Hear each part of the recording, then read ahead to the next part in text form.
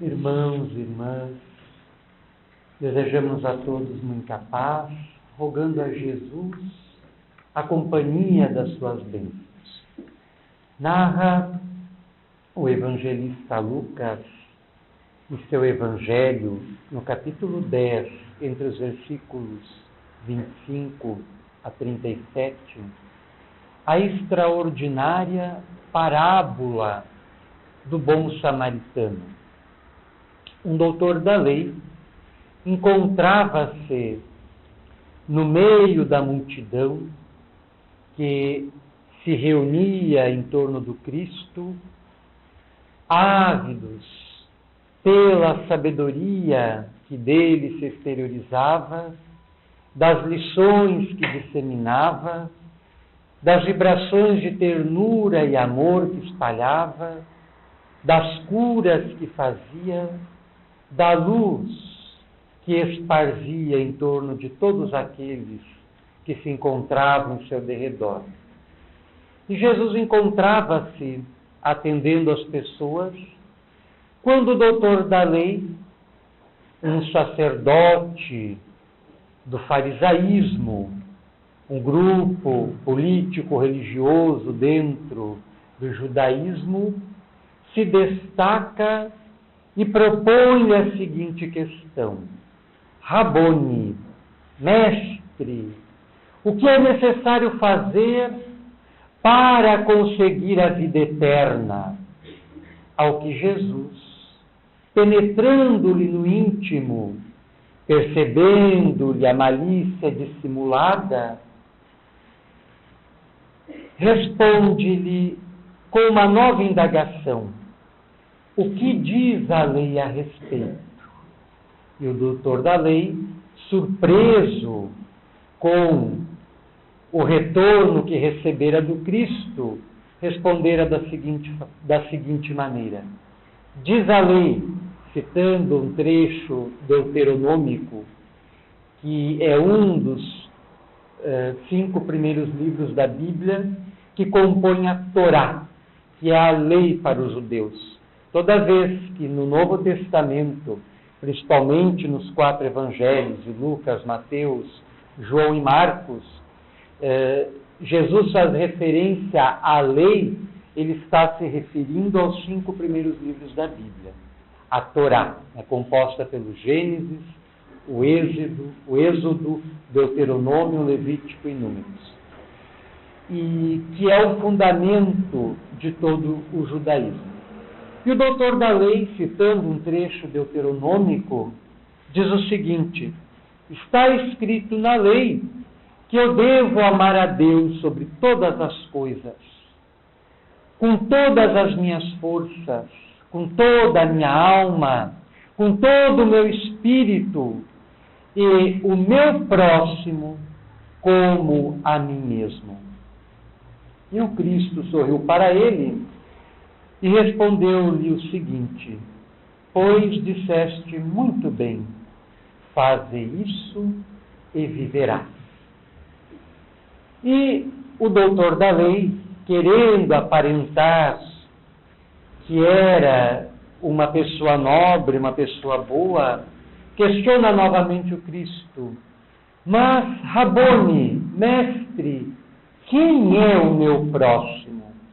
E é quando Cristo lhe propõe a parábola do bom samaritano, dizendo: descia um homem de Jerusalém a Jericó, quando caiu em poder dos ladrões, foi despojado de todos os bens que portava consigo, foi maltratado, foi violentado e foi lançado à margem do caminho.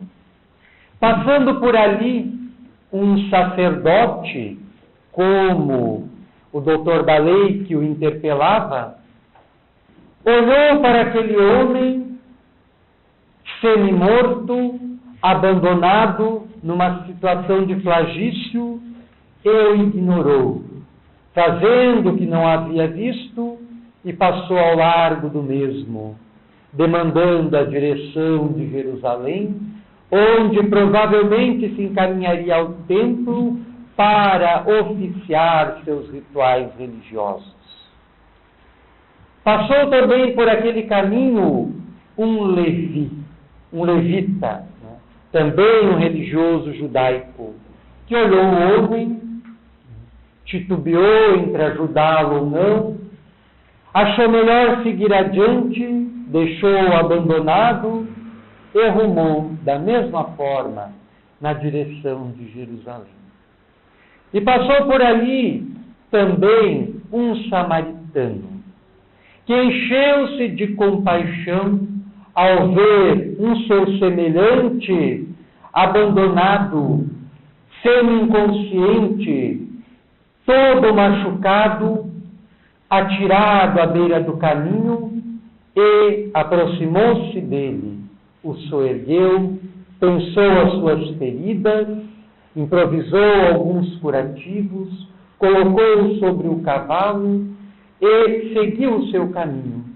Alcançando uma hospedaria, ali entrou com o homem que recolhera do caminho, o alojou, passou com ele a noite, tratando-lhe os machucados, e, ao iniciar o novo dia, combinou com o dono da hospedaria em lhe deixar 2 denários, que era uma quantidade vultosa para a época, a fim de cobrir os gastos que aquele homem enfermo teria ainda porventura, e que tudo mais que ultrapassasse aquele valor, ele acertaria na volta, quando passasse por ali e regressasse para o seu local de origem. E terminando a parábola, perguntou o Cristo ao doutor da lei: qual destes 3, o doutor da lei, o levita ou o samaritano, te pareceu amar mais o seu próximo? E o doutor da lei, entendendo a mensagem profunda encerrada na parábola, respondeu: aquele que usou de ternura, de misericórdia, de beneficência para com o caído na estrada. Esta parábola é muito profunda e encerra de uma forma muito clara o ensinamento da benevolência, da beneficência ao semelhante, da caridade, da imperiosidade da caridade. O caminho que leva de Jerusalém a Jericó é uma descida íngreme. Jerusalém se encontra aproximadamente a 700 metros acima do nível do mar. Jericó a 200 metros. E é um caminho, era na época um caminho muito acidentado e que estava geralmente sujeito aos salteadores, aos ladrões. E um judeu que caiu em poder dos ladrões era um semelhante, era um próximo, era um irmão, tanto do doutor da lei, que passou por ele e ignorou, quanto do levita, que passou por ele e ignorou da mesma forma. Os judeus, principalmente os judeus desta época, do 1º século da era cristã, tinham um conceito muito estreito de próximo.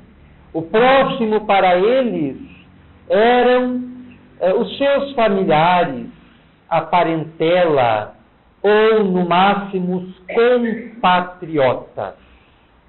Os samaritanos eram inimigos religiosos e políticos dos judeus. E o Cristo se serviu justamente da figura de um samaritano para mostrar a necessidade de se romper com os limites estreitos da fraternidade do amor ao próximo circunstanciado a um pequeno círculo que muitas vezes não extrapola o âmbito da família, o âmbito dos amigos, a fim de universalizá-lo. Então ele utiliza-se da figura do samaritano, que era alguém que se opunha ferrenhamente há mais de séculos aos judeus tradicionais, aos fariseus, aos doutores da lei, para servir-se dele como símbolo, como emblema da fraternidade, do amor ao próximo.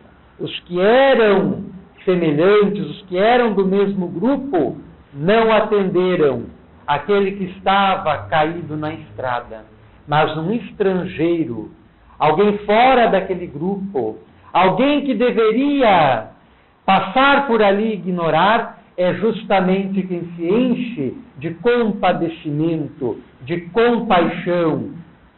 Toma o caído, o soergue, o ampara, o assiste e o atende, como os outros que eram religiosos e que deveriam ter feito o que o samaritano fez. Allan Kardec, o codificador da doutrina espírita, inspirou-se sobretudo na parábola do samaritano, quando, ao publicar o Evangelho segundo o Espiritismo, no ano de 1864, sendo a terceira obra que fecha a codificação espírita, a terceira obra básica, inspirou-se na parábola do bom samaritano para formular uma expressão sublime, que é o título do capítulo 15 do Evangelho segundo o Espiritismo. Fora da caridade não há salvação. E é neste capítulo que ele cita a parábola do samaritano e logo em seguida faz uma análise profunda da mesma. E nesta época ainda era muito comum no seio das igrejas, sobretudo da Igreja Católica, asseverar-se que fora da igreja não há salvação. Fora da igreja, o indivíduo está destinado à perdição, ao inferno, ao sofrimento eterno. E, infelizmente, esse pensamento ainda anima muitas mentes, muitas consciências acanhadas que estão filiadas a algumas religiões sectaristas, dogmatistas, que não estão abertas ao diálogo religioso e que ainda se escoram nesta forma equivocada de se considerar a questão da salvação. Fora da igreja que eu participo, não existe salvação. Se o meu familiar não é da mesma religião que a minha, não esposa a mesma fé que eu esposo, não possui os mesmos pensamentos que eu possuo, a ele está destinado a perdição, o inferno, o sofrimento, e a mim a salvação, o paraíso, o céu, as venturas. Então isso mostra, revela uma imaturidade interior, uma imaturidade espiritual, uma grande incompreensão. E era algo que não deveríamos mais presenciar em pleno terceiro milênio, em pleno século XXI, onde deveríamos estar caminhando na direção da fraternização, da união entre todos, independente das posturas religiosas que cada um adota, que cada um livremente escolhe. Até nesse sentido, é muito feliz uma questão que está íncita, está dentro do Livro dos Espíritos, que é a questão 165, que Allan Kardec pergunta aos espíritos se, por ocasião da morte, que todos vivenciam uma espécie de perturbação, Quando o espírito encarna e quando ele desencarna, ele passa por um período de perturbação. Então, Allan Kardec pergunta, na questão 165 do Livro dos Espíritos, se o indivíduo, quando desencarna, durante o período da perturbação, se ele possui já um conhecimento do Espiritismo, se isto o favorece de alguma forma. E os Espíritos dão a seguinte resposta, que o conhecimento do Espiritismo ajuda sim muito, porque antecipadamente o indivíduo compreende a realidade que passará a vivenciar no momento da morte. Mas observem o acréscimo que os Espíritos fazem na resposta. Mas o mais importante é a consciência pura e a conduta reta. Então, não importa se o indivíduo é espírita.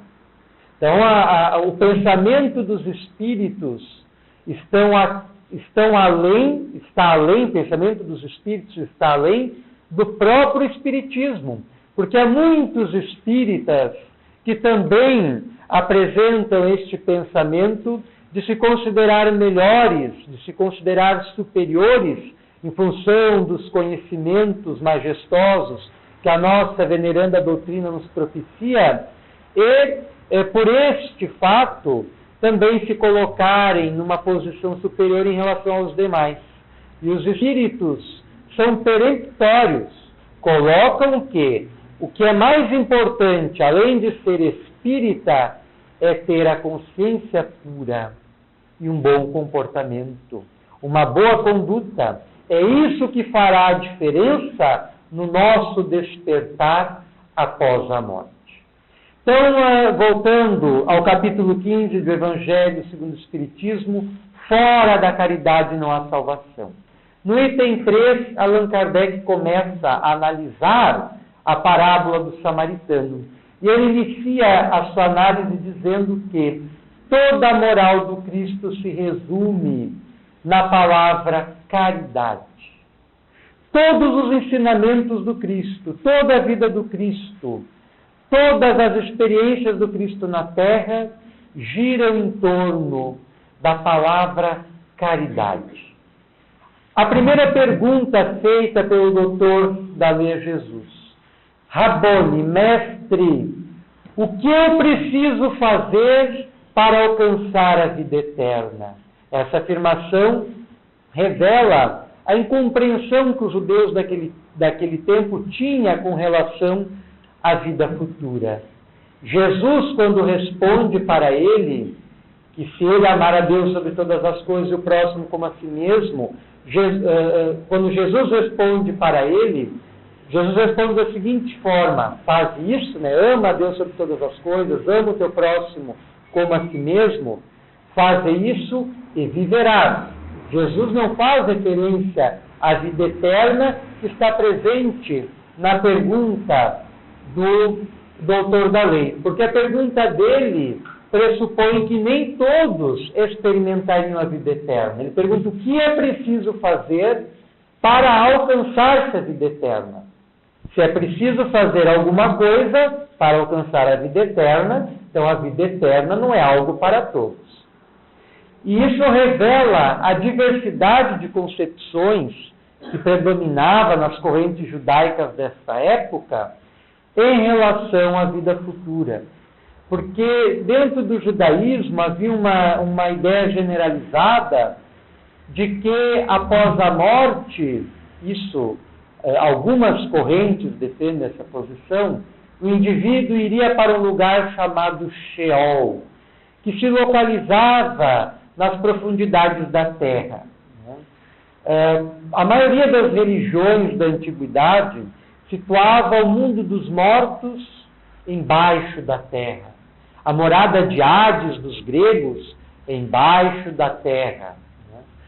O mundo dos mortos dos babilônios, dos acádios, dos assírios, embaixo da terra. Para os gregos também, a morada dos mortos era embaixo da terra. Para os judeus também, era o Sheol. Só que eles não tinham uma compreensão muito avançada das realidades espirituais.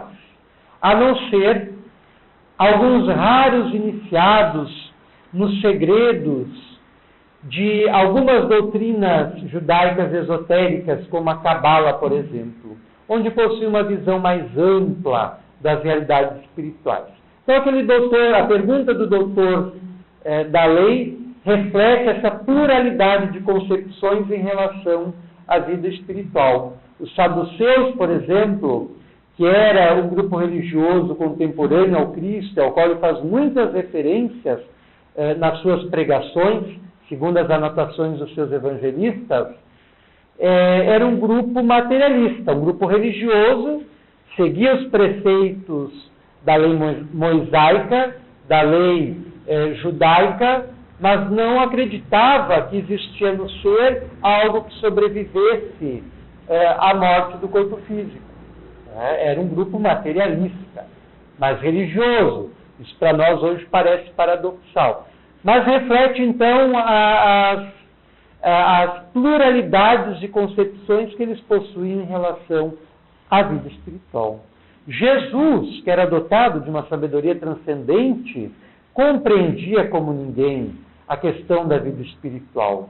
E todas as suas parábolas tomam por eixo a compreensão, o entendimento que ele tem da transitoriedade na matéria, da transitoriedade na vida física e da continuidade da vida após a morte, da perenidade do ser espiritual. E quando ele responde ao doutor da lei que se ele amar a Deus sobre todas as coisas e ao seu próximo como ele deve amar a si mesmo, se ele fizer isso, ele viverá. Jesus está querendo dizer que ele viverá, como ele costumava afirmar, numa condição de bem-aventurança, numa condição de bem-estar espiritual, no local para onde ele será transferido. E Allan Kardec faz esta análise no capítulo 15 do Evangelho segundo o Espiritismo: fora da caridade não haverá salvação, dizendo que a caridade é o único caminho para aqueles que desejam encontrar uma condição de bem-estar na espiritualidade. E Jesus é indefectível.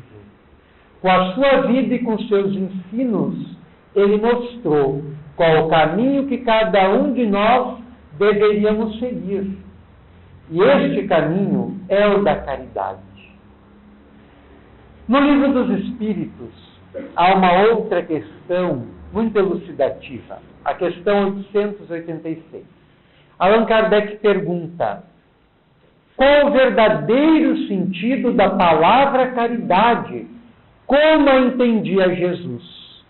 E os espíritos superiores respondem: benevolência para com todos, indulgência para com as imperfeições dos outros, perdão das ofensas.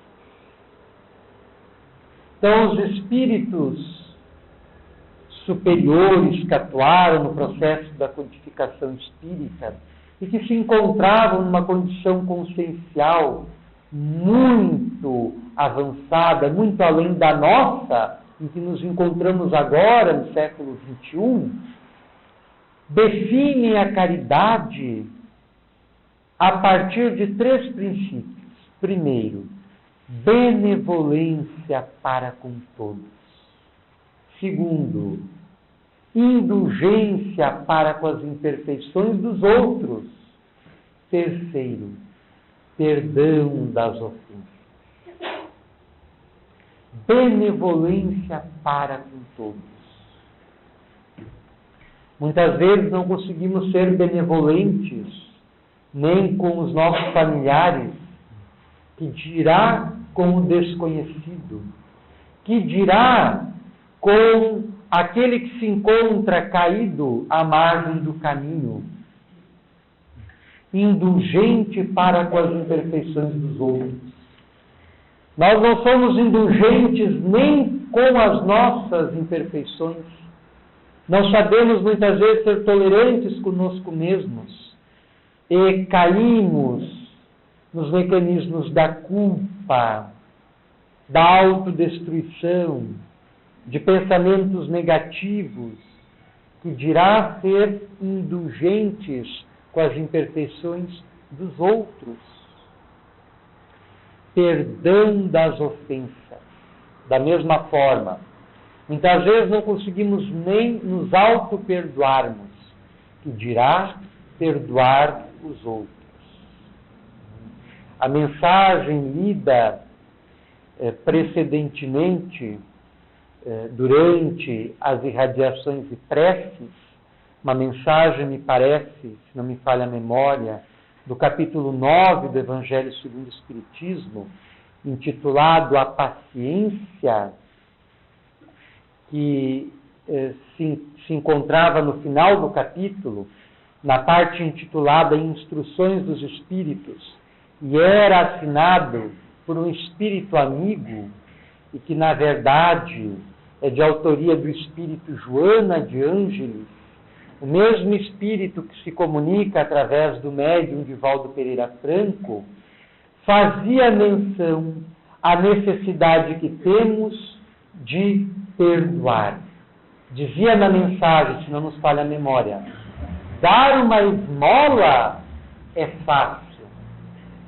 Perdoar uma ofensa que nos foi feita é muito difícil. É muito difícil. E devemos buscar dentro de nós as forças necessárias.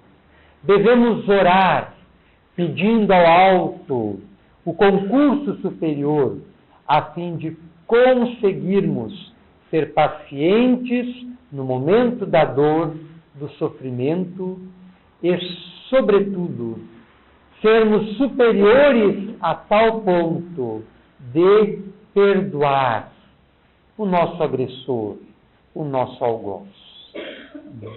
Jesus asseverou certa feita: é necessário que haja escândalo, mas ai daquele através do qual o escândalo vier. Isso quer dizer que nós, na atual conjuntura em que nos encontramos, pessoal e socialmente, nós precisamos vivenciar tudo o que nós estamos vivenciando. Quando sofremos uma agressão, muitas vezes temos necessidade da mesma para educarmos a nossa alma, para educarmos o nosso ser, para educarmos o nosso espírito, aprendendo a vencer o nosso orgulho, a não nos melindrarmos com tanta facilidade e a sermos superiores. Agirmos, como sugere Joana de Ângeles, ao invés de reagirmos ao sermos agredidos. O que é muito difícil, porque a nossa consciência ainda não está no nível da benevolência, no nível da indulgência, no nível do perdão, conforme esclarecem os Espíritos na questão 886 de O Livro dos Espíritos. Nós estamos muito aquém do modelo evangélico representado pelo Cristo. O Cristo é o emblema do homem do amanhã, do homem do futuro, do homem que um dia cada um de nós será. E a parábola do bom samaritano encerra todos os deveres que nós temos em relação conosco mesmo e em relação com os nossos semelhantes. O dia que conseguirmos nos comportarmos como o samaritano, a nossa felicidade nesta vida e nas vidas futuras estará assegurada. Porque estaremos agindo conforme as leis universais, que são sintetizadas num princípio único, que é o amor.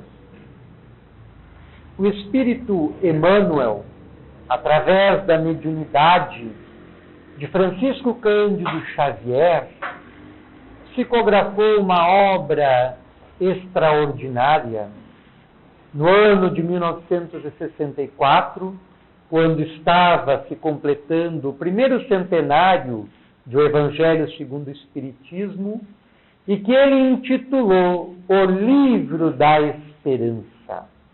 No prefácio desta obra, ele encerra o mesmo pedindo licença para dar nome a este livro de O Livro da Esperança de ver a doutrina do Cristo decodificada pelo Espiritismo, sendo entendida, sendo assimilada cada vez mais pelas pessoas e sendo aplicada no dia a dia de cada um.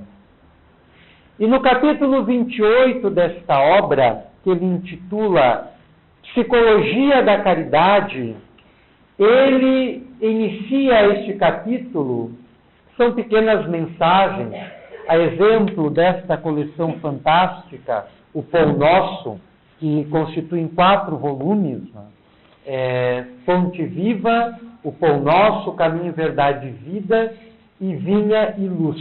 4 obras. Esta obra, O Livro da Esperança, a exemplo desta coleção, é encabeçada por um trecho do Evangelho e, além do mesmo, um trecho do Evangelho segundo o Espiritismo e depois o parecer do Espírito Emmanuel. Então, no capítulo 28 do Livro da Esperança, intitulado Psicologia da Caridade, Emmanuel também analisa a parábola do bom samaritano, e ele inicia o mesmo dizendo o seguinte: provavelmente não exista em nenhuma página da literatura mundial uma figura mais expressiva do que a do samaritano generoso, apresentado pelo Cristo para definir a psicologia da caridade. E ele segue analisando a parábola, dizendo que o samaritano, ao encontrar o homem tombado, caído no caminho, não pergunta quem é ele. Não indaga se ele era samaritano como ele ou não. Não quer saber se ele é um inimigo, se ele é judeu, se ele é um fariseu, se ele é um doutor da lei. Não quer saber se ele é rico ou se ele é pobre. Ele resolve atendê-lo. O samaritano não titubeia, conforme fizeram o levita. Será que eu ajudo ou não ajudo? Será que se eu ajudar ele, eu não vou me prejudicar de alguma forma? E prefere não ajudar e segue adiante. Ele vai e ajuda, não pensando em mais nada, porque ele era bom por natureza. A sua consciência estava nas faixas da benevolência, estava nas faixas do amor ao próximo, estava nas faixas da caridade. Ele não se limita a tratar das feridas, toma ele nos braços, coloca sobre o cavalo e conduz até uma estadia, até uma hospedaria. Não se limita a deixar aquele necessitado à beira da porta alheia, entra com ele na casa e o atende, passa com ele toda a noite em delírios. E quando sai de manhã, não lhe recomenda nada, não ostenta o bem que fez, não adverte de nenhuma forma, não espera nenhuma recompensa. Quando vai despedir-se do estalajadeiro, da mesma forma, doa dinheiro seu para o mesmo em benefício do desconhecido, para cobrir os gastos que o mesmo teria. E não faz demagogia, querendo atrair para si a influência das demais pessoas. Ao afastar-se da hospedaria, não sai cantando aos 4 ventos o bem que fez. Silencia. Emmanuel afirma que o bom samaritano é o exemplo daquele que age com o coração. Ele sentiu, encheu-se de compadecimento, de compaixão e agiu. Serviu, auxiliou e passou. E por isso que Emmanuel insiste no fato de que o bom samaritano é o emblema que nós devemos tomar como referência ao meditarmos sobre a necessidade de que temos de aplicar em nossas próprias vidas a benevolência, a beneficência, a misericórdia e a caridade. Santo Agostinho, famoso bispo de Hipona, um dos pilares da igreja primitiva, que vivera no 4º século da era cristã, disse o seguinte certa feita: quem tem caridade no coração sempre tem alguma coisa para dar. O samaritano executou a caridade mais sublime, que foi a doação de si mesmo para ajudar. Um filósofo romano chamado Sêneca, que foi contemporâneo do Cristo, viveu na primeira era, no primeiro século da era cristã, embora jamais tivesse tomado conhecimento do Cristo em vida, tinha um pensamento muito semelhante, muito parecido com o do Cristo. Escreveu numa das suas obras filosóficas de caráter estoico: não estender a mão a alguém que caiu constitui uma iniquidade sem tamanho. O samaritano estendeu a mão ao caído e o auxiliou, demonstrando a nobreza do seu espírito. Os religiosos, o doutor da lei e o levita, passaram ao largo, ignorando um compatriota, um irmão na mesma fé que a deles, e seguiu adiante. E o Cristo interpela o doutor da lei: qual destes três, o doutor da lei, o levita ou o samaritano, te pareceu se preocupar mais com o próximo com aquele que estava caído? E o doutor da lei responde: aquele que usou de benevolência e misericórdia para com ele. Um escritor norte-americano muito famoso, num momento de depressão muito triste, achava-se em Nova York, e à beira de um rio, foi dominado por uma força tremenda que o impulsionava a atirar-se da fonte. Quando foi reconhecido por uma leitora ávida, que se aproximou dele, o abraçou, para surpresa sua, e, chorando, lhe agradecera, porque o ajudara muito através das suas obras. Naquele mesmo momento, o escritor também chorou e retribuiu o agradecimento, porque aquele abraço, aquele carinho verdadeiro manifestado por uma fã desconhecida, o salvara do suicídio. Então, a caridade verdadeira, a benevolência real, é aquela que emerge espontaneamente do coração da criatura e manifesta-se nas relações diárias que mantemos dentro do lar e fora do lar. Às vezes é muito fácil sermos benevolentes, sermos bons, sermos caridosos dentro da casa espírita, com os nossos amigos, ou até mesmo com os desconhecidos. E às vezes é muito difícil sermos bons, sermos benevolentes, sermos caridosos com aqueles que se encontram dentro das paredes da nossa casa, em nosso lar. Porque ali muitas vezes encontram-se os desafetos do passado, os desafetos de outrora, e as leis divinas nos aproximam através dos laços da consanguinidade, a fim de que aprendamos a conjugar o verbo amor, a conjugar o verbo compreender, a conjugar o verbo ajudar. E isto é muito difícil, principalmente dentro do lar. Principalmente nos dias de hoje, que os lares sossobram, que as famílias se desagregam, que as famílias vivenciam toda sorte de dramas, desde a violência doméstica até a drogadição. E nós precisamos do Evangelho dentro de nossos lares.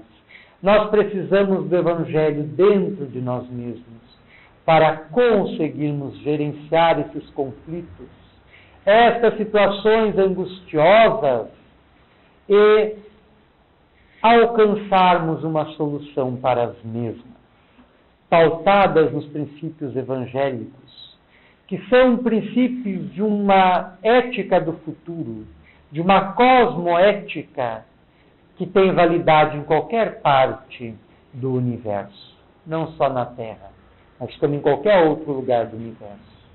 Então nós precisamos nos pautar no Cristo e nos seus ensinos, a fim de conseguirmos, fazendo isso, encontrar uma solução feliz, oportuna para os problemas que vivenciamos em nosso dia a dia. E o Espiritismo, que nos facilita o entendimento da mensagem evangélica, deve ser por nós cada vez mais lido, mais estudado, melhor compreendido e, sobretudo, mais aplicado no clima das nossas existências diárias. Fica o exemplo para nós da parábola do bom samaritano como figura que devemos imitar em nosso dia a dia, para, ao descermos de Jerusalém para Jericó, ao passarmos pelos perigos, pelas dificuldades, pelos sofrimentos, pelas lágrimas que todos enfrentamos, encontrarmos disposição para nos ajudarmos e também para ajudarmos aqueles que estão no mesmo caminho que nós, padecendo as mesmas coisas que estamos padecendo. Porque assim recomenda a benevolência, a indulgência e o perdão. Agradecemos a generosa atenção de todos e rogamos a Jesus, o nosso Mestre, que nos abençoe e que nos auxilie a compreendermos a sua mensagem e a nos tornarmos em cartas vivas do seu Evangelho, conforme pedia, conforme recomendava o apóstolo Paulo, a fim de podermos viver na terra dias melhores, dias que todos desejamos, caracterizados pela paz, pela bem-aventurança, pela fraternidade, pelo amor universal. Sem mais delongas, passamos a palavra para o nosso irmão Chico.